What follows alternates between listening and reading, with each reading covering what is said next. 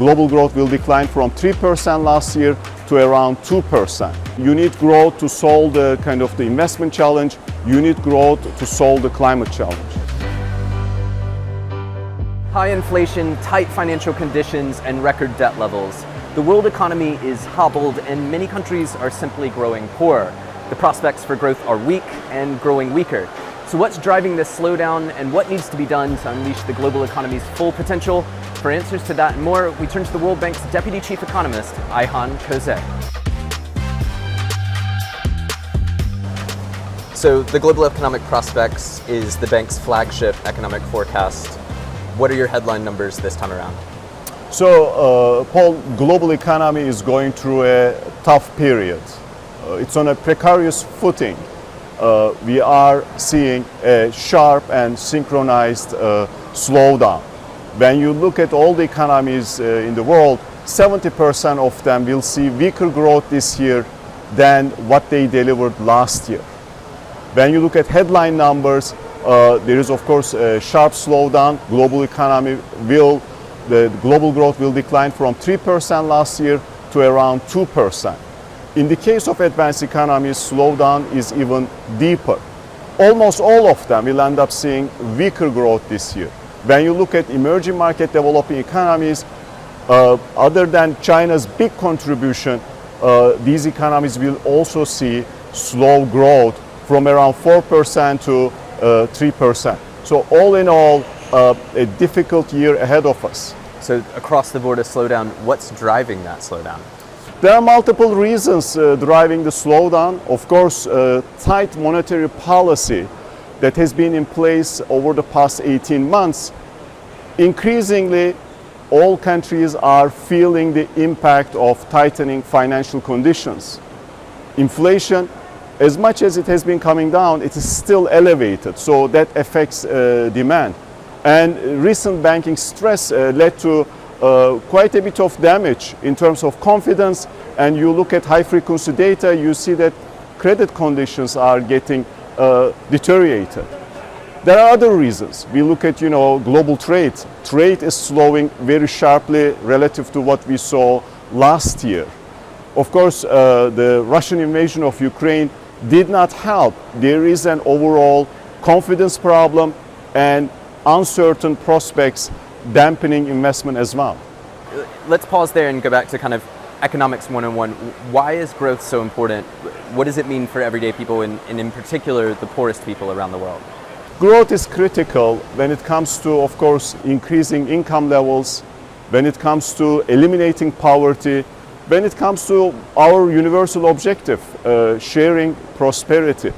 We need to expand the pie to be able to have better distribution of that pie.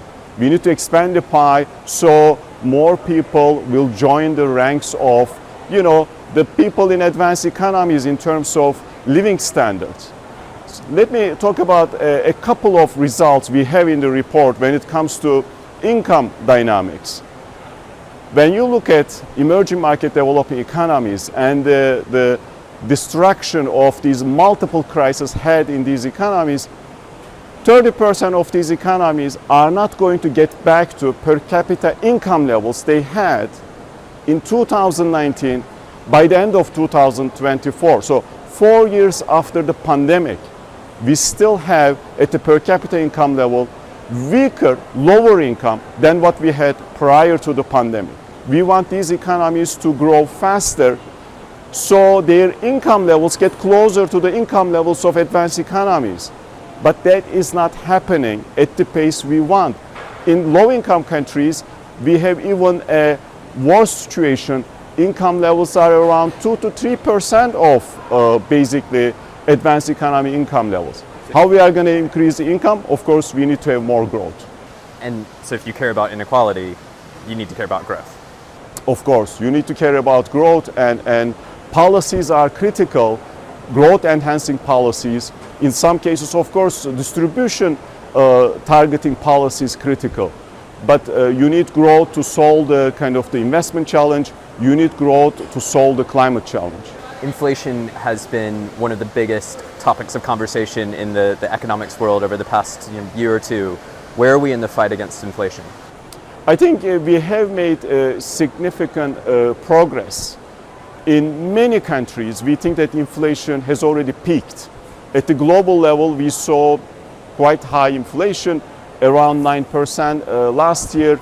Now that number has been coming down. Historically, that's a high level for inflation. Historically, that's a high level. I think the number in many countries, the highest we have seen in a generation. And by the end of next year, our forecast suggests at the global level, the inflation is gonna come down around 3%. Is that enough for many central banks in terms of their inflation targets? That's not going to be enough. So central banks are going to be on the offensive in terms of trying to contain inflationary pressures. And when you look at the core inflation, that is quite stubborn. And in a number of advanced economies, we see core actually is creeping up. So there are good news and there are still worrying signs when it comes to inflation. And of course, the big lever that central banks have to pull to fight inflation is rate hikes. We're in a rate hike cycle that's the most aggressive since at least the 1980s. What has that rate hiking cycle, the aggressiveness of that rate hiking cycle meant for emerging markets? So when we think about the current tightening cycle, it is by far the fastest and the steepest one since we have seen in the early 1980s. As I mentioned, it was necessary to act aggressively on the part of central banks to contain inflationary pressures. You are trying to slow down the economy, and we see the impact of that this year. Emerging market developing economies have been affected, especially those they have lower credit ratings. When you look at our forecast downgrades, we downgraded the forecast in countries they tightened the monetary policy more, and we downgraded the forecast in countries with larger vulnerabilities, with lower credit ratings. And when you look at the number of emerging market developing economies, they are experiencing spreads above 10%. The number of those countries has increased quite significantly over the past 2 years. Of course, if the spreads are around 10%, that means you are having difficulty in accessing in international financial markets, accessing funding. So significant challenges for frontier markets and significant challenges for those economies. They have twin deficits, current account deficits and fiscal deficits in an environment, credit conditions tightening. So just breaking it down a little bit, when advanced economies, those that are seen as less risky, raise their rates, the emerging markets, developing economies, frontier markets, they have to raise their rates even further to remain competitive. So when they need to access markets, they need to borrow money. It's now more difficult for them to do that than it was previously. So of course, emerging market developing economies, they are increasing interest rates with the idea that they have the inflation problem. Inflation is a global problem. In some cases, there is the idea of basically defending the currency. But all in all, when they increase interest rates, they are tightening financing conditions domestically. And the major central banks increasing interest rates, those have implications, of course, global financing conditions. So in the case of emerging developing economies, it is double whammy. Domestically, they are basically slowing down their economies, and globally they see tighter financing conditions because of interest rate hikes. The other big side effect of raising rates has been turmoil in the US and European banking sector. Obviously, a lot of attention is paid to the effects of that within those economies. What does it mean for the rest of the world when there's turmoil in the banking sectors in Europe and the US? So one byproduct of these interest rate increases, the banks with somewhat weak balance sheets or large unrealized losses run into difficulties. Policymakers in Europe as well as in the United States acted aggressively and contained the problem. But there is damage, and that damage manifests itself in credit conditions already. Loan demand has been declining, cost of financing has been increasing. Now, if the turbulence reemerges and spreads to other countries, we will end up seeing of course, much weaker growth, especially next year than what we are forecasting. Already our forecast suggests that next year growth is going to be still tepid. We might end up seeing much lower growth. Our hope is that the banking sector stress will be contained. If it is contained in advanced economies, those economies will be affected. But if it spreads to emerging market developing economies, we can easily see growth going down below 2% in emerging developing economies. Of course, that will be a rather, low number in terms of improving prospects in these economies. We talked earlier about why growth matters, and in particular for the poorest. What have you found there? So in this latest edition, we have a chapter on fiscal challenges in low-income countries, and we really need to focus on these 28 economies, per capita income, give and take less than $1,000. Their fiscal challenges are chronic. Whether you look at the revenue side, whether you look at the expenditure side, they have been experiencing persistent problems. When you look at the revenue side, revenue to GDP has been around, give and take, 20%. They haven't been able to make much progress in terms of expanding the revenue base. Of course, weak tax collection, weak tax revenues led to this outcome. And when you look at the collection of taxes, the direct taxes, indirect taxes, they have been lagging behind other developing economies. When you look at on the expenditure side, what you see is growing expenditure pressures. And these pressures are quite critical for these economies. These are low-income economies. You want them to invest in education. You want them to invest in healthcare. So you want them aggressively actually spend on the items that are going to translate into better development outcomes. Because of the revenue challenges, they are spending less to education, less to health than other developing economies have been doing. So when you combine the problems on the revenue side, on the expenditure side, you end up with deteriorating fiscal picture.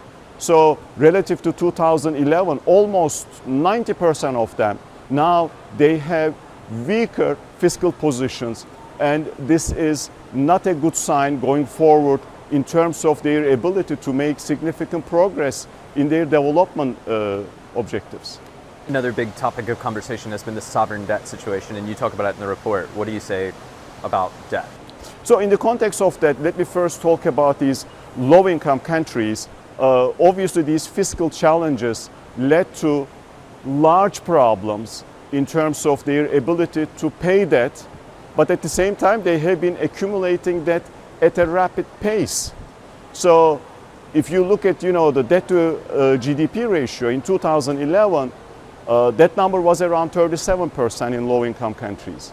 Today, that number is close to 70%. Wow. So they ramped up a significant amount of debt. In 2015, only 5 low-income countries was in debt distress or high risk of debt distress. Today, that number went up to 14. So out of 28 low-income countries, half of them are experiencing severe debt problems. Of course, interest rate payments have increased relative to their revenues as global financing conditions have been getting tighter. The bigger challenge is that when we look at this millennium, in the first 2 decades, from 2000 to 2019, there were only 19 sovereign debt defaults. Since 2020, we have already seen 14 sovereigns defaulting on their debt obligations. So it is a reality. We have a debt crisis in our hands, and in all likelihood, in an environment with weak growth, tighter financing conditions, that debt problem will get larger. That's why global community has to work together to address this issue. Just as we wrap up, we've talked here about a broad slowdown in growth. What needs to be done to unleash growth? I think the global economy's challenges are very clear. Policymakers are aware of the problems in the near term in terms of stabilizing their economies with respect to inflation and with respect to near-term growth prospects. Inflation is still the number one problem. Price stability is a must to have sustained growth. So fiscal authorities and the central banks, they need to work together to address the challenge of elevated inflation. Over the medium and the long term, there are huge challenges in the context of pushing potential growth up, addressing climate change, and of course, addressing broader problems of development that will require serious supply-side structural interventions. And we articulate these interventions in the report. Ayhan, thank you so much. Thank you, Paul. A huge thanks to Ayhan Kosa for sharing the latest insights from the global economic prospects. You can download the report for free on the World Bank website at worldbank.org/GEP. Until next time, goodbye.